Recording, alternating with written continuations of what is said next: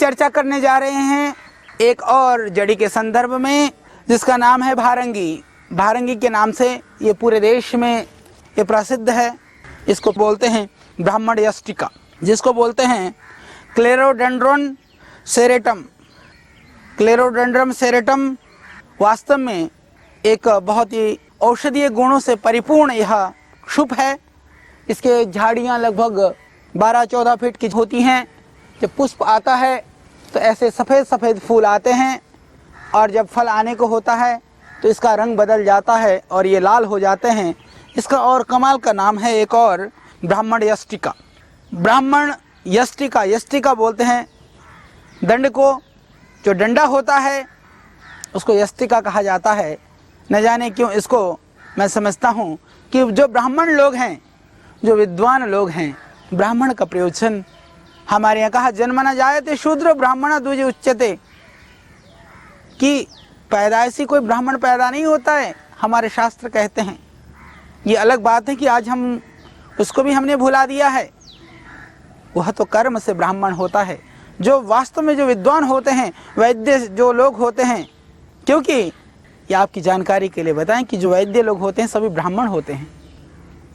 वैद्य विद्वान होता है, वैद्य दूसरे की सेवा करता है, वैद्य रोगों को दूर करता है, इसीलिए वैद्य ब्राह्मण है।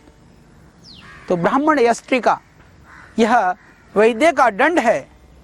डंडे के रूप में वैद्य लोग इसको धारण करके चलते थे, और आज भी इसकी जो मजबूत ये जो डंडा है, हालांकि बहुत मजबूत नहीं होता है, कमज़ोर लकड़ी है, परंतु यदि इसको लेकर के चलते हैं, चलने मात्र से आपको सहयोग मिलता है। इससे अस्थमा के रोगों में ये अनुभूत है, ये चमत्कारिक प्रयोग है हमारे शास्त्रों में, इसीलिए कहा ब्राह्मण यष्टिका। फिर मैंने इसके ऊपर काफ़ी विचार किया, बहुत गहन इसके ऊपर हमने चिंतन किया।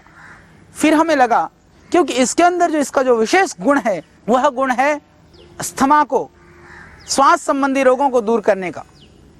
ये कितने भी भयानक अस्थमा की बीमारी है, श्वास की परेशानी है, हम लोग एक काढ़ा बनाते हैं श्वासारिक वात, आपको पता है श्वासारिक वात अस्थमा के लिए, श्वास के लिए, कफ के लिए, बलगम के लिए बहुत ही गुणकारी द्रव्य है। उसके अंदर भी यह भारंगी उसमें डाला जाता है। और इसके अंदर एक और गुण है, इसके ऊपर हमें परीक्षण करना चाहिए। मैं पूर्ण दावे के साथ तो नहीं, पर शास्त्रीय प्रमाणों के साथ कह सकता हूँ कि शास्त्र के अंदर राजयक्षमा, जिसको हम बोलते हैं ट्यूबरक्लोसिस, टीबी की बीमारी, टीबी के लिए यह एक अचूक औषध है। यदि इसके पंचांग को लेकर के यदि आप उबाल करके काढ़ा बना करके प्रातः सायं पीते हैं तो उससे टीबी जैसी बीमारी भी खत्म होती है। टीबी की समाप्ति शास्त्रों की बात है, अस्थमा की समाप्ति अनुभव की बात है। अस्थमा में लाभ हो सकता है, आपके लंग्स में, फेफड़ों में इससे लाभ हो सकता है, इसके अंदर रोग प्रतिरोधक क्षमता है, तो निश्चित रूप से आपको टीबी जैसी बीमारी में भी इससे लाभ हो सकता है। इसीलिए मैं कहता हूँ कि यदि टीबी की बीमारी भी है तो साथ साथ में इस काढ़े का आप प्रयोग करिए, और ये भारंगी आपके लिए बहुत ही गुणकारी और दिव्य यह औषधि है। और जो अस्थमा के रोगी हैं, मैं समझता हूँ कि देश भर में जितने भी अस्थमा के रोगी हैं जो चलते हैं, तो इस डंडे को साथ रखिए हैं, ये ब्राह्मण यष्टिका को, और आप भी ब्राह्मण की तरह से निश्चित रूप से विद्यावान तो नहीं बने, परंतु रोग मुक्ति में आप एक कारण बन सकेंगे। तो उसके रूप में भी आप इसके डंडों का प्रयोग जरूर करें। और इसका एक और अच्छा सा प्रयोग है सर दर्द में। सर दर्द हो, चाहे कितना भी पुराना माइग्रेन हो, किसी भी तरह से सर में दर्द हो, वह सर दर्द ठीक हो सकता है। इसकी जड़ को पीस करके पेस्ट बना करके उसको आप माथे पे लगाइए, 4-5 घंटा लेप लगा करके रखिए, प्रतिदिन लगाइए। इससे कितना भी भयानक सर दर्द हो वो ठीक हो जाता है। इसके लिए ज़रूरी है कि भारंगी जो है आपको अपने घर में लगाना पड़ेगा, या किसी आसपास की खेत में किसी किसान को, किसी को आपको बोलना होगा, आप लगाइए। हमारे देश में तो माइग्रेन एसोसिएशन बना हुआ है। एसोसिएशन इसके लिए कि माइग्रेन को हम कैसा ठीक करें, हमारे पास ये एसोसिएशन नहीं, ये भारंगी एसोसिएशन बनाइए, भारंगी लगाइए और माइग्रेन जैसी बीमारियों को भगाइए। ये बहुत ही गुणकारी है। और इसके अतिरिक्त इसका हम प्रयोग कर सकते हैं आँखों के लिए। आँखों में हालांकि इसके रस को नहीं डाला जाता है, भारंगी को हम आँखों के रोगों में इस तरह से प्रयोग कर सकते हैं। इन कोमल पत्तियों को पीसें, इसको पीस करके पेस्ट जैसा बना लें, टिकिया बना लें एक छोटी सी, और रुई में रखें और उसको बाहर से बांधें। बांधने मात्र से आपकी आँखों की जो समस्या है, आँखों की जो परेशानी है, वो ठीक हो जाएगा। यह नेत्र रोगों में तो लाभकारी है, बहुत ज़्यादा लाभकारी है। और नेत्र रोगों के साथ साथ में जैसे जिनको थायराइड की प्रॉब्लम है, थायराइड के लिए भी बहुत कारगर है। भारंगी की जड़ का पाउडर और उस जड़ में आप मिला लें 1-1 ग्राम सौंठ पीपल और काली मिर्च, इसको त्रिकटु बोलते हैं, त्रिकुटा चूर्ण 3 ग्राम, और भारंगी का चूर्ण 3 ग्राम, लगभग 5 या 6 ग्राम चूर्ण यदि प्रातः सायं गर्म पानी से आप ले लेते हैं तो इससे आपका थायराइड की बीमारी में बहुत लाभ होता है, बहुत ही गुणकारी है। हाँ, थायराइड की यदि कोई मेडिसिन आप ले रहे हो, तुरंत दवाई बंद न करें, इसका थोड़ा ध्यान रखें। कभी कभी हम अति उत्साह में आकर के कभी ऐसी गलती कर जाते हैं कि जिसका परिणाम फिर हमें बड़ा कष्टप्रद हो जाता है। ज़्यादा थायराइड की प्रॉब्लम है तो बहुत जल्दी मत मचाइए। देखिए, अमृत आपको मिल गया, बहुत अच्छी बात है, अमृत मिल जाए तब भी हजम करने की क्षमता भी तो चाहिए ना, तो थोड़ा सा समय की प्रतीक्षा करिए। थायराइड की बीमारी हमेशा जड़ से खत्म हो सकती है, हमेशा के लिए। धैर्य रखिए, घबराइए नहीं, परेशान मत होइए। आप प्राणायाम रेगुलर करिए, प्राणायाम करते हुए त्रिकुटा और इसको ले लें। और मोटापा ज़्यादा बढ़ा हुआ है तो हमारे यहाँ है, आप जानते हैं, मेदो हरबटी। मेदो हरबटी 2-2 गोली आप सुबह शाम खाइए, अपने सेवा केंद्र से लाइए, बहुत सहयोग मिलेगा। हालांकि औषधि आलसियों के लिए है, पर यदि किसी कारण से आ गई है बीमारी तो हम बीमार रहें, ये कोई बुद्धिमत्ता नहीं है। शास्त्रों में तो ऐसा कहा गया कि कभी भी रोग और शत्रु को आपको कभी भी सामान्य नहीं समझना चाहिए, उनके लिए कभी भी आपको असावधान नहीं होना चाहिए, तो बीमारी कभी भी भयानक हो सकती है। हालांकि हमारी सांस्कृतिक जो उदात्तता तो ये बताती है हमें कि निंदन्तु निधि निपुणा यदि वस्तुवन्तु लक्ष्मी समाविशतु गच्छतु वा यथेष्टम, कि यदि निंदा करें या स्तुति दुनिया, अपमान करें या मान दें, निश्चित रूप से चाहे कोई शत्रुता करे चाहे मित्रता करे, जो साधक और संत लोग होते हैं वो अपने कार्य में निरंतर लगे रहते हैं।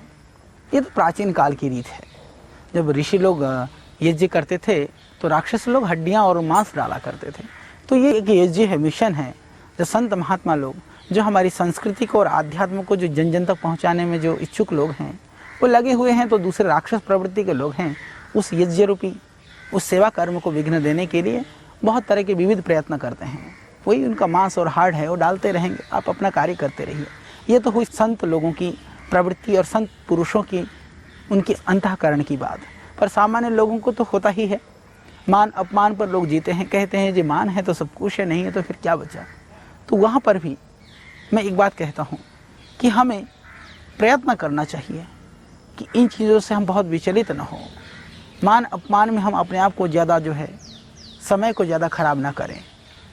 आप धीरे धीरे आप इसका प्रयोग शुरू कर दें। जो दूसरी दवाइयाँ ले रहे हों वो धीरे धीरे अपने आप जब बीमारी ठीक हो जाएगी तो लेने की ज़रूरत नहीं है।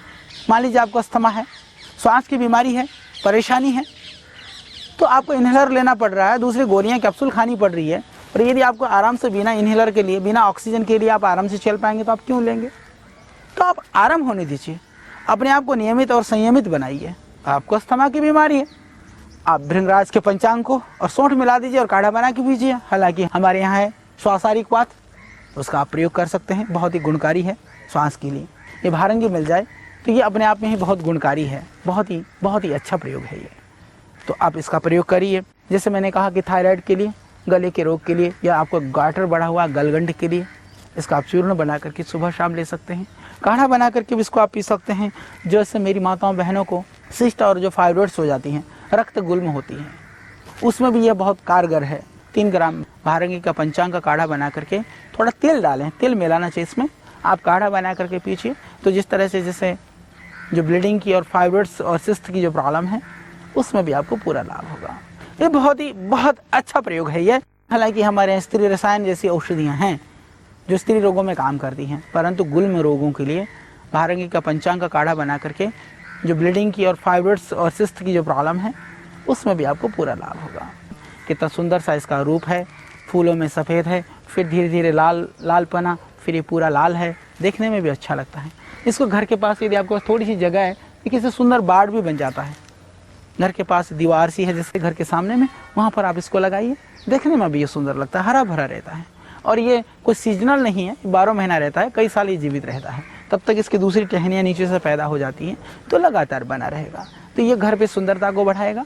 और इसके अतिरिक्त आपको जो है पेट में किसी तरह से कोई पॉइजनिंग और इन्फेक्शन हो गया, आजकल आदमी परेशान है, शंकित है, भयभीत है, उन सब अवस्थाओं में भी यदि आप करते हैं इसका सेवन, इसका काढ़ा बना करके लीजिए, तो आप देखेंगे इससे जो सिस्ट है, आपके पेट का जो इन्फेक्शन है, जो फूड पॉइजनिंग है, कुछ भी कारण से है, उसमें इससे पूरा लाभ मिलेगा। भारंगी का काढ़ा, और कुछ नहीं, इन कोमल पत्तियों को उसको कुचलिए और काढ़ा बना करके आप पी लीजिए, पूरा लाभ हो जाएगा किसी भी तरह के पॉइजनिंग में। और एक और कमाल का प्रयोग, एक बीमारी है हिचकी। हिचकी आती है तो आदमी कितना परेशान होता है। हालांकि हमारे यहाँ एक हिचकी का टोटका है, प्रायः सभी लोग जानते हैं, और जिसको पता चल गया उसके बाद वो काम नहीं करता है। जैसे आपका बहुत नज़दीक का मित्र है या बहुत आपका आत्मीय संबंध वाला कोई व्यक्ति है, तो वह आपकी इस तरह से चिकित्सा कर सकता है हिचकी की चिकित्सा के लिए।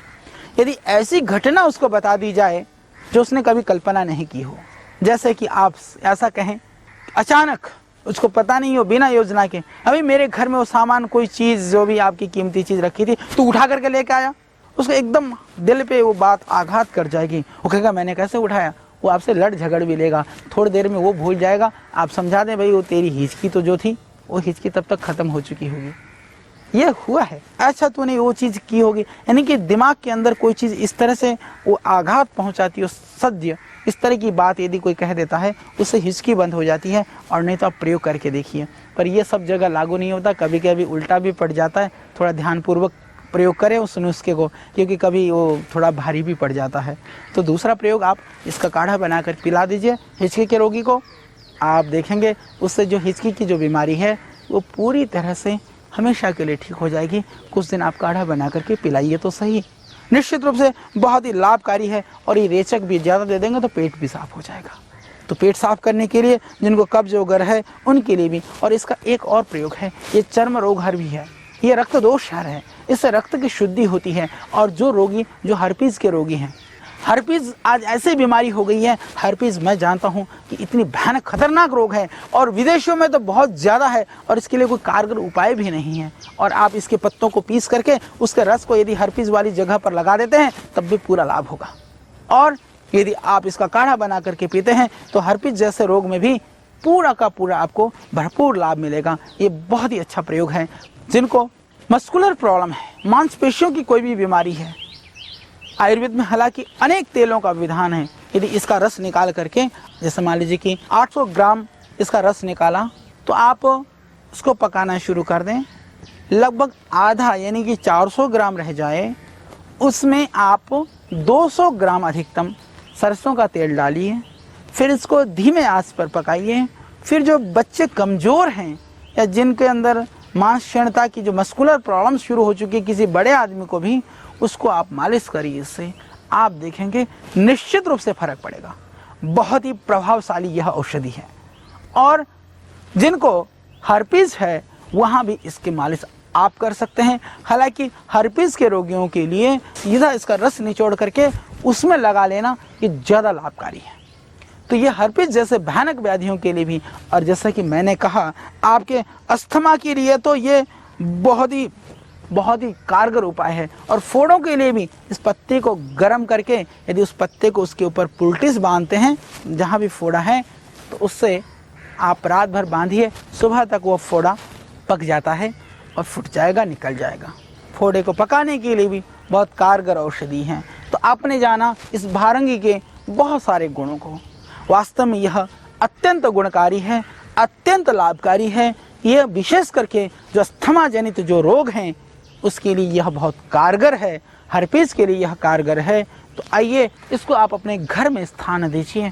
ये आपके सच्चे मित्र हैं, सच्चे हितैषी हैं, इनसे बढ़िया आपको कौन मिल सकता है।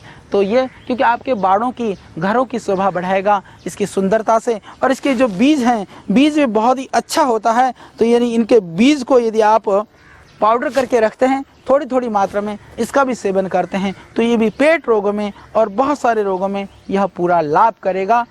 तो आइए इसको अपने घर में स्थान दें और इस जड़ी बूटी के ज्ञान को जन जन तक पहुंचाने में यह तो आपको सोचना है, आपको संकल्प करना है कि आप किस रूप में हमारे साथ सहभागी बन सकते हैं। सहभागी बने तो निश्चित रूप से हम कह सकते हैं कि आपके दिल में, आपके हृदय में राष्ट्र को लेकर के निश्चित रूप से बहुत तरह की और आप जागरूक हो सकते हैं, चिंताशील हो सकते हैं, परेशान हो सकते हैं कि देश में कुछ होना चाहिए, देश में कुछ होना चाहिए।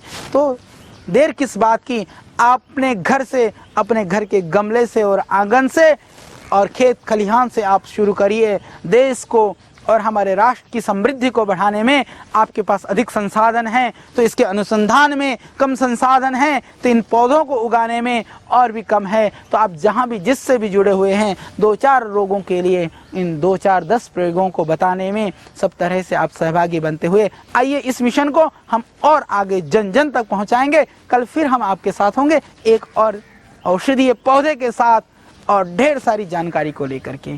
तब तक के लिए विदा।